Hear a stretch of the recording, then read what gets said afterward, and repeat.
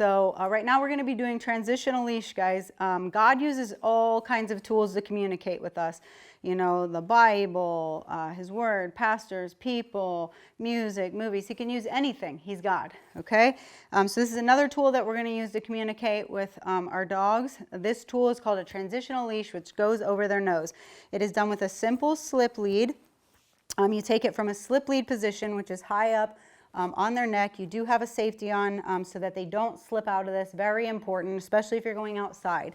There's a lock on this slip lead, and there should be about an inch of play when it's in a slip lead position, but now we're going to move it up, and it's going to go into a figure 8 under her chin.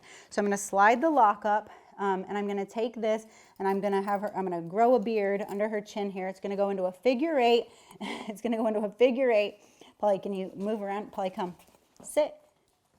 So the same things that we've just asked her to do, I'm asking her to do now, to be in a sit position, you know, while I get her equipment ready, okay? So it's going to go under her chin. It's going to go into a figure 8 and right over her nose.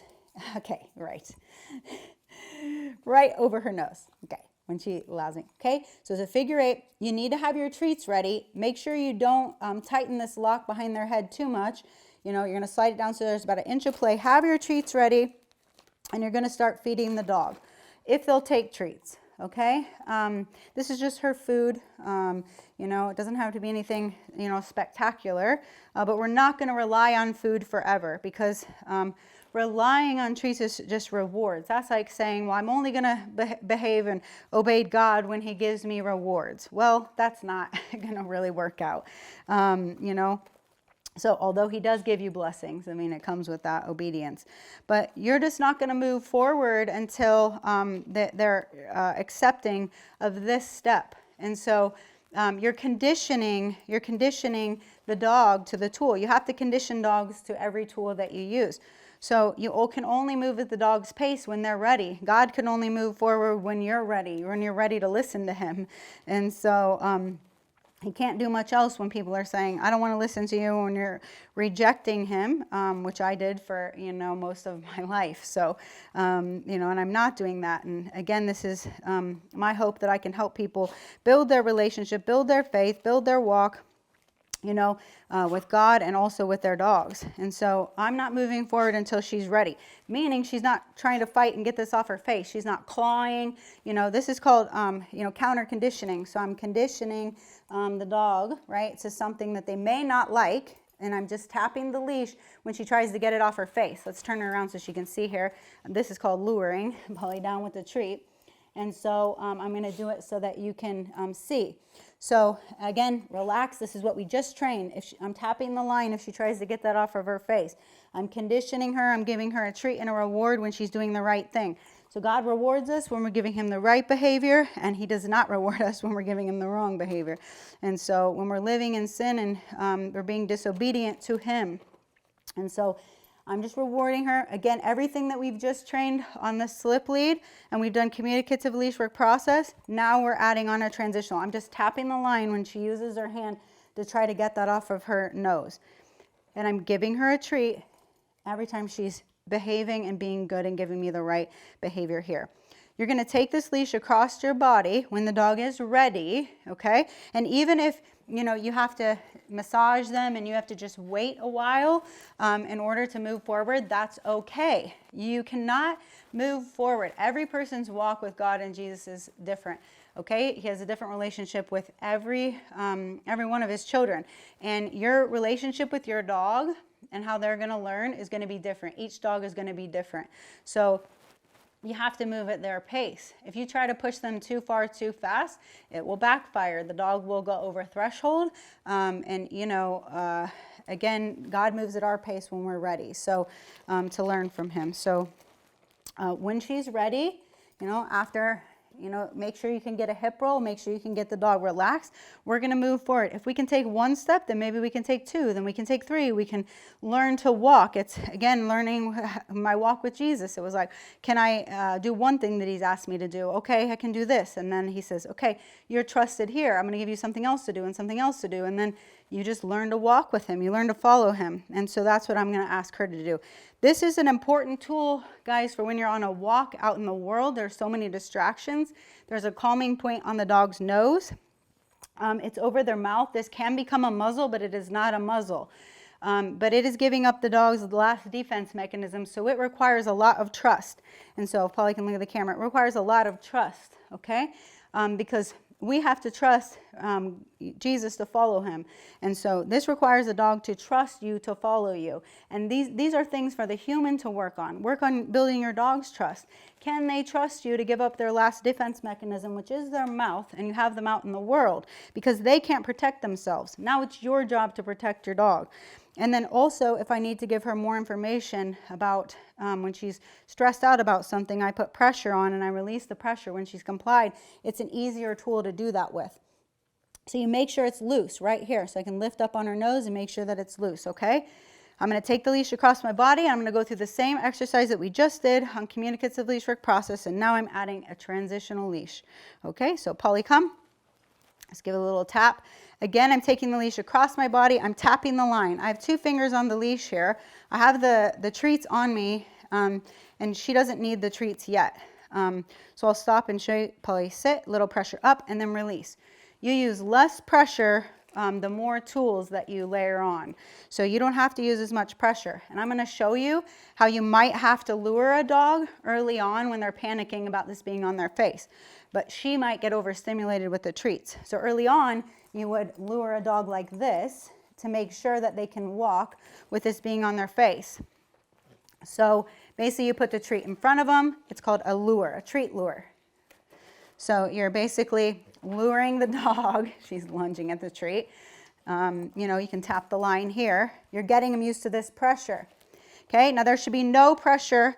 Now I'm not using the treats. I'm letting her know, and I have no treats in my hand. There should be no pressure on the line, guys, when the dog is following you. The more pressure, if you hold constant pressure on this leash, you're going to cause more pressure and more tension, more stress on the dog. So I'm going to show you again now without the treat lure and just using the treat as a marker. So Polly, come. And I'm taking the leash across my body. Do not let the leash slide through your hands, guys. A lot of people... Now, if I let the leash slide through my hand, well, how can I guide her? Now she has all this room to be able to make mistakes. And the more mistakes a dog makes, you know, the more it's going to wear on their confidence, right? The less they make mistakes, the more confident they're going to be. That's just like humans. The more mistakes that we make, I mean, that's how we learn. But the more we succeed, guys, we gain confidence. And so God wants us to succeed. He does everything in his power to get us to succeed. And so thank God we're on the winning team. Huh, Polly? And so he wants us to succeed, right? So many people struggle with these behaviors, right? That's the bad news, right? You know, so many animals are dying. 5,500 dogs a day are dying in our country because, you know, the #1 reason they're returned to rescues and shelters is due to behavior issues. But the good news is God gives us the wisdom and the tools and the knowledge to be able to train these dogs so people don't have to suffer. Animals and humans perish for lack of knowledge. And so we are sharing our knowledge and information about how to train these dogs with these tools. Okay, Polly, come. So again, the same exercise we just did. So just tapping, okay? Polly, stop, little pressure up, okay? And then I can give her a reward, a treat as a marker. That's a marker. You can also just use your hands for pets. Again, sometimes treats overstimulate dogs, but for transitional leash, it's very helpful, okay? Now, for the transitional leash, a down, guys, we don't use our foot. This would kink the dogs behind their head here. It just would not be helpful. So you're just gonna use your hand and just a little bit of pressure for the down. And so you leave your hand here, your left hand, or your right hand, which is your least dominant hand, but I use my left hand. So just to tap the line if they need it. But this is a down position. This is the final exercise and position that we ask the dog to be in for relaxation. And all these things that we teach inside, guys, we're teaching with low to no distractions. That's why kids learn in classrooms. Before we take it out in the world, You need to know how to put pressure on your dog and release the pressure when they've complied, okay? This is just as much for the human as it is for the dog. You have to know these tools, and your dog has to trust you. You guys have to be able to communicate so that when you go out in the world, you can handle all those distractions. You can handle anything that comes your way. It's why now in my walk with Jesus, I feel capable. We can do all things through Christ who strengthens us, that anything that comes my way, I'm going to be able to handle because of him.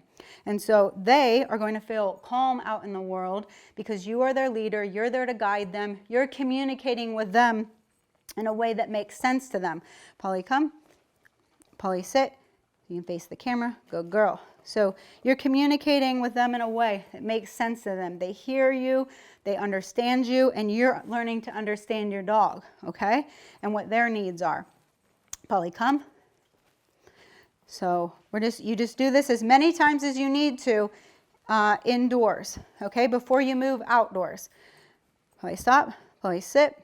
Good girl. And I'll just do the third position in a down here, okay? And I just tap the line if she's trying to get it off of her face. Let's Polly come, turn to the camera. There we go. Good girl. She's Polly sit. She turns every time. Polly down. There you go. Okay, good girl. So you want to do as much of this training as your dogs can handle. Maybe it's 10 minutes, maybe it's 15 minutes a day. But the quicker you get them conditioned to this, the more you're going to have the ability to take them, out in the world and deal with more distractions. It's just like if you had a horse and you want to go out on the horse and go on a ride before the horse is conditioned to the tools. All dog owners should know how to use a leash to communicate with their dogs. These are just basic but important things. But once your dog is getting this and they're in a good frame of mind, that's when you can slip this off their nose. You don't want to take it off before when they're panicking, they're clawing. If they're clawing to get it off their face, then you're going too fast and you need to back it up, and you can grab their hands, and just kind of hold them until they calm down. But you got to go at their pace. And so when your dog is in a calm frame of mind, then you can slip it off their nose again, give them a little rub, and put it back in a slip lead position. Now, that's very easy to go back and forth between two tools, and that's the tool that we're going to move outside on for the structured walk next. So, good job, Polly. Okay, guys, this is Marco. He's another one of my dogs. He's 11 years old.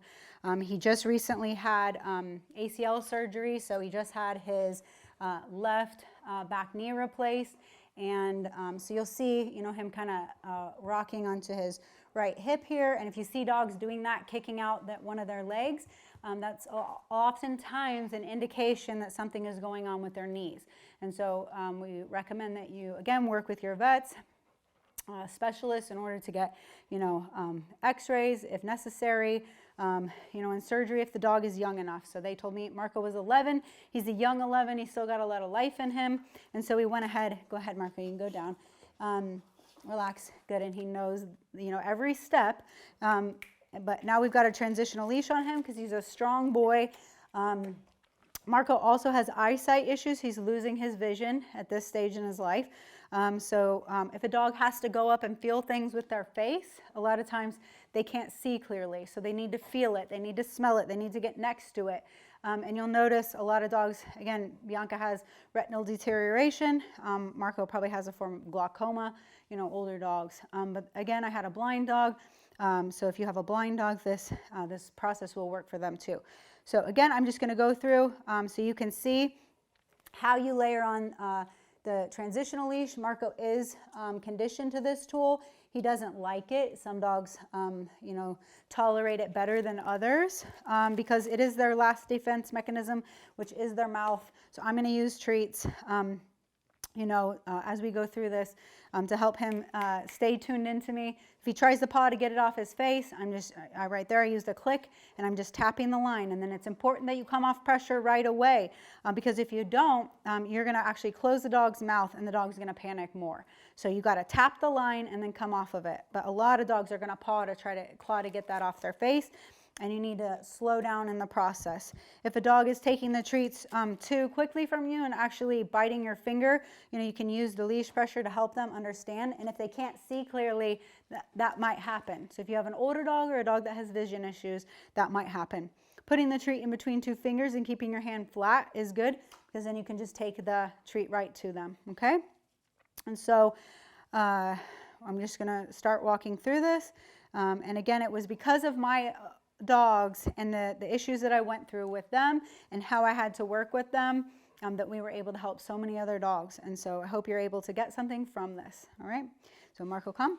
So again, I'm just slowing him down, taking the leash across my body, tapping the line. So I'm tapping it here, and I'm coming off the pressure to relax my arms. So I'm just telling him where I want him to be. But remember, I'm not holding constant pressure on the leash. A little bit of pressure up there, and I release, and then side pressure down for the down. I don't use my foot for the transitional leash for the down, because that's going to kink his neck. And so he already knows which positions, right, that we're going into, because he's done this so many times. And it should start to look like this with your dog. So I ask you what to imagine this would look like with the leash off, because one day you're going to have the leash off your dog, and you're going to need to give them the commands without the leash. And so the tools are just to get you there, right? So to build on your relationship with your dog and to get them to the point of where they can give you the command that you're asking. Again, their obedience. It is important that they're obedient to you. They don't understand why, but this training saves lives. Again, I said, how many dogs are returned to shelters and rescues because because of behavior issues, then people don't have the tools to be able to deal with them. So it does save lives. They don't understand that, initially when you're working through them, through these exercises with them. But you will see. If you're faithful, obedient, and you trust the process, you'll get there. So, okay, Marco, come.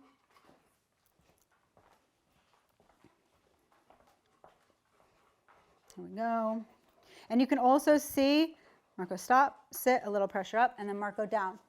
And so you can see on his back end, if dogs have knee issues, you can see them walking a little, or hip issues. And again, just taking into consideration each animal and each issue that's going on with the animal. So every animal is going to be different, but the process is still the same for every animal, for every dog. You just change, you adjust it based on the creature, based on the dog, and the human, right? Because sometimes people have physical issues.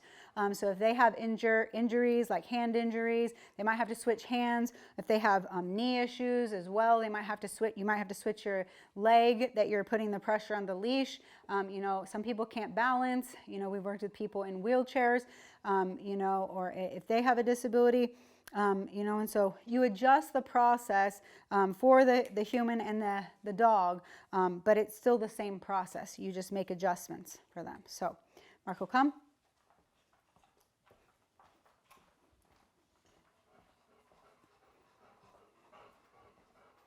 Marco, stop, sit, good, and then down. I'm just giving him, motions with my hands, directing him, in terms of how the pressure what I want him to do. And so the last thing I will say, Marco has also had back issues. And so again, it's important when I've talked about hip issues and knee issues, and a lot of times back issues. And so another important part of the process is the massage. So if your dog is exhibiting stress on their back, if their back is flinching when you go down their back, it's important that you're careful, that you don't put too much pressure on them. We've seen dogs that will sometimes turn around and maybe snap at their owners if they've touched a sensitive spot on their back. But it's also how you can figure out what's going on with your dog. And then again, work with your veterinarian. Marco has, I'm going to take this off his face, give him a little rub on his nose while he's resting. And so, but there's veterinarians that specialize in chiropractic issues. And Marco had a pinched nerve, and then also, sprained his tail. And so he's got a little tail injury here. And so it's very important that, you go slow with this process, that you only put the amount of pressure on the dog that they can handle. If you put too much pressure on the dog, they're going to tell you. And again, you're going to refer back to the calming signals and the stress signals that the dogs are going to give you. And so Marco's mouth is open right now. He's very happy. And so, but when the dog's mouth goes closed and their tongue gets out of the way, you know, nature designed that. God designed that, I should say. God designed that in case they have to use their teeth, okay? It's a defense mechanism. And it doesn't mean they're going to use their teeth. Marco, stay with me, buddy.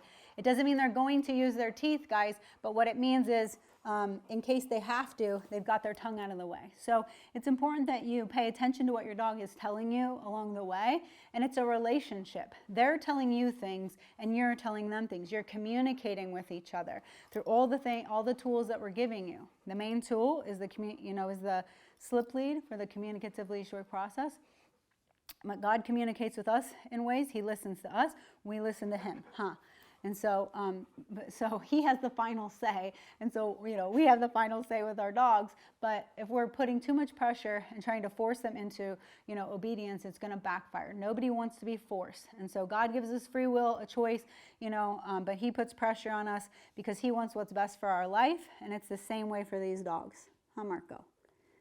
Yes. Okay, that's good. So this video is going to talk about dogs with reactivity and aggression issues. There are more dogs in the world that are dealing with this and more humans than what people may realize. So a lot of people struggle to take their dogs on walks because they're, you know, jumping higher than their head. They're barking and lunging at other dogs and humans. Star is a dog that has dog aggression and human aggression issues. And you're going to see that she's lip licking. Lip licking is actually a sign of stress. And so again, you're going to refer back to the canine stress signals. And also then we're giving you tools on how to address those issues and how to put pressure on the dog so that they can get into a calm state of mind. And so a better state and a better peaceful state of mind, okay? Again, when we get into obedience with God and what he's asked us to do, then that's when we find peace. And, you know, there's many humans out there that have you know, anxiety, depression issues, anger issues, rage issues. Star is our dog to demonstrate dogs and humans that are battling with demons. This is something that people don't like to talk about in the Christianity, in that religion. They don't like to talk about that, but it is an important part of the Bible and it's an important part of the gospel. So Jesus said we're to heal the sick, cleanse the lepers, raise the dead, and cast out demons. And so it is an important part to talk about when we're talking about walking with the Lord and Jesus, but we also have an adversary, which is the devil, who actually hates us, wants to see us suffer, and wants us dead, to be honest. Dogs, we're all battling demons. So when you hear people say that they're battling demons, that's a real thing. And so it sounds like a cliche statement. And most of my consultations were a come to Jesus. So the training was going to work or the dog was going to die. So because people they couldn't rehome the dog. A lot of times I was the last trainer that they made it to. They had been to, you know, a handful of other trainers that could not help them. And so we had to figure this out. Otherwise the dog couldn't be rehomed. People thought that they could be rehomed, but maybe if they've bit, you know, another person, which Star's bit quite a few people, so she could not be rehomed. So that's just not safe to do. You know, in shelters and rescues, you know, it is important, and people that have newly adopted dogs, to understand, you know, that dogs have emotions, and again, being bounced around from home to home and in different situations does cause them to have emotional issues that they need to recover from, And so based on, Star obviously loves me, we've spent a long time building trust, but if somebody were to come up and touch her, that she did not give them permission to touch her. And when I say that, meaning she's given calming signals to say, it's okay for you to touch me. But if they touch her without her permission, she will likely bite them. And so she did that in a number of homes and was returned. And so she's not safe enough to be adopted out. She's our forever foster. And again, the amount of training that you do with a dog needs to be equally proportioned and balanced with the amount of management. So the higher the dog's behavior issues, you're going to have to manage that dog and to keep everyone safe. That's why we use kennels. That's why we use this training. So she's yawning because she doesn't know what we're doing here today. You know, lights, camera, action, right? So I'm going to go through the communicative leash work process, and I want you to understand that because you, their owner, oftentimes the dog trusts you the most. There were so many dogs that I could not touch on a consultation, and I had the owner do the leash work because everything can be explained through the leash. Before I ever touched the leash, I had them explain what leash pressure meant to the dog. And so if Star gets focused on something, you're going to see her wrinkles and her ears going up. And I just gave her a little bit of pressure to tune back into me. If I don't address that, then she's going to go to the next thing and continue to be worried, anxious, you know, confused. And then she goes into all these other emotions, right? So if we're following God and Jesus, it leads us to peace, joy, happiness, you know, the fruits of the Spirit. You know, if we're following the lies of the enemy, which is fear, confusion, anxiety, that's on the opposite end of the spectrum. So you have two ends of the spectrum, right? Black and white, good and evil, you know, darkness and light. And so anyway, if I don't address that, she's going to spiral. And so my job is to put a little pressure on her to tell her to get back tuned into me. There was a calming signal, which was her yawn, and she relaxed. And so it's, you know, Jesus does everything he can to try to communicate with us. Follow me, follow me, follow me, you're going to find peace. And the enemy's always working to distract us. So try to get us to look over here and be worried, look over there and be worried, right? And so, you know, Jesus commanded us to go into the world and preach the gospel to all creatures. And so animals are very important in the kingdom. They're very important to God. He gave us these creatures because he loves us.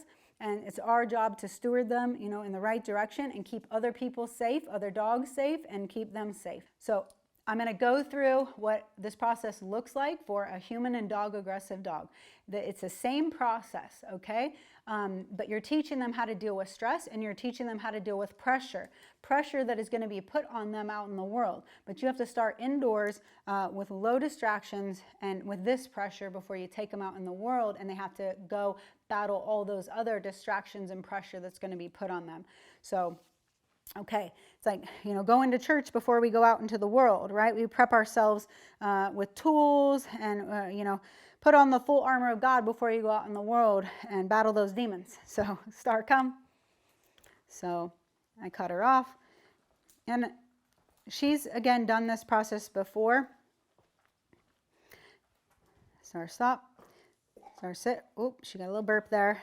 And just a little bit of pressure. And then, you know, she sat. She doesn't need a lot of pressure because, again, she's done this before. So I'm going to, again, put the leash under my foot. Start down. And then she's not going into relax on her own, but there she goes, right? Because, again, she's done this so many times. I will also say that, you know, book smarts is not the same as emotional smarts. And so the emotional. So basically, this is about having a relationship with Jesus, a relationship with our dogs. And just because Star knows her commands and, you know, she can run through them probably better than most other dogs, emotionally, she's just not in a place to be able to handle the things that other dogs deal with. And so that's the same for humans, again, that are battling demons. Sometimes they're not in a place to be able to handle the things that other people can handle just because people can read a Bible or they can read scripture, they can do all those things. It also doesn't mean that they have the emotional, the relationship, the intimate relationship with Jesus, you know, and so that's the relationship that changes everything. So Star's getting focused, remember, so the enemy will always try to get people focused and worried about something else, which, you know, there's a dog moving. And so I just put a little pressure on her leash. Then she goes into the yawn right there because I told her not to focus on that. The amount of pressure that you have to put on each dog is different. And so over time, you should have to put less and less pressure.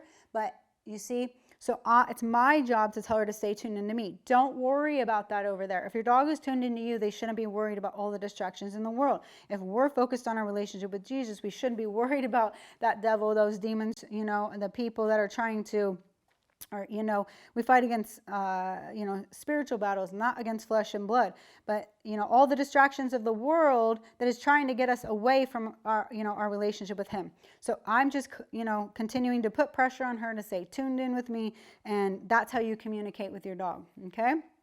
So we're going to do this again. And then I will go to putting the transitional leash on her next. So Star, come. Star, stop. Sit. You'll also notice Star has a carabiner, and right here, this is a large carabiner on. I put it on for demonstration purposes. Normally I would have on a smaller carabiner, but this is very, very, very important, especially if you have highly reactive or aggressive dogs, so that they cannot slip out of the slip lead or the transitional leash once it goes on. Star, come. Star, stop. Star, sit. And again, she's licking her lips. There we go. And then you can get to the point where you click and bring awareness to your dog's back end, so that they will give you, a relaxed hip roll there. And so you can see her stress signals and lip licking, along the way. And it is important to pay attention to that stuff. There was a yawn, the calming signal that she's trying to calm down. That's actually a good signal. The yawn is a good signal that the dog is gaining the ability to calm down. And so when humans start recognizing thoughts from the enemy, making them obedient to Christ, we learn to calm ourselves down too, right? Whatever thought that the enemy tries to come with to place, in your mind, you recognize that and you don't follow and listen to that. When you listen to the Lord, then, we can find the calmness and peace. So when we learn to do that, that's the tools that's going to bring us to peace. And so she's finding peace right now. As she's yawning and calming down, she's letting us know that she is by that signal, because that's how dogs communicate. So for a highly reactive, aggressive, a dog aggressive or human aggressive dog, the transitional leash, a head halter, is the most important tool that we recommend you use, because it can become a muzzle. So you can put a muzzle over top of it, but basically, I'll come a little closer. Star, sit. You want to make sure that you slide the lock on the leash up, right? Then you take the leash below their chin. Star. So she's going to be a little bit defiant in what I'm asking her to do here. That's okay. Just get your dog into position again. When I said, swing them around, it is important that they stay in position. Hold the back of your dog's collar. You can grow them a beard down here. Just grow the leash under their chin. Do it a figure 8 and then just right over their nose here. Now, Star's been conditioned to this. I did the video with Polly and the treats and how to use the treats to condition this. But she is already conditioned to the transitional leash. So Star, sit. So we can just move through why this is the most important tool to use for reactive or aggressive dogs. Because again, you can take away their mouth if necessary. It's also why you have to be careful of putting too much pressure on the dog, because you're literally restricting, their ability to use their mouth. So that is why it's important to use treats, early on, so that they can realize that they can eat and drink with this on, right? Still give a kiss, And so people have a misunderstanding about these tools, like they have a misunderstanding about the gospel. I had a misunderstanding about the gospel. I didn't understand. I thought, the Bible and God, I thought that was all just restrictive, authoritative, that they were mean tools to control us. And what I realize is, God just wants to keep us safe. He loves us. He wants the best for us. And so he gives us tools to be obedient. And it is very important that people use these tools and know how to use them, because the majority of households in the United States have dogs. We should know how to use a leash. We should know how to communicate with our dogs, to keep them safe and to keep other people safe and dogs. All right, so I'm going to just walk around and show you, how it looks with the transitional leash, and to understand, again, why this is a tool that I would choose to use for Star when we're out in the world with her, in public. Star, come.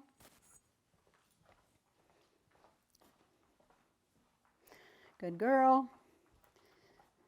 She's done this so many times. She's still a little pressure up, still lip licking. Star, down, and relax. Good. And you can say relax. You start adding the command relax. But remember to incorporate the massage, early on to get the dogs to relax.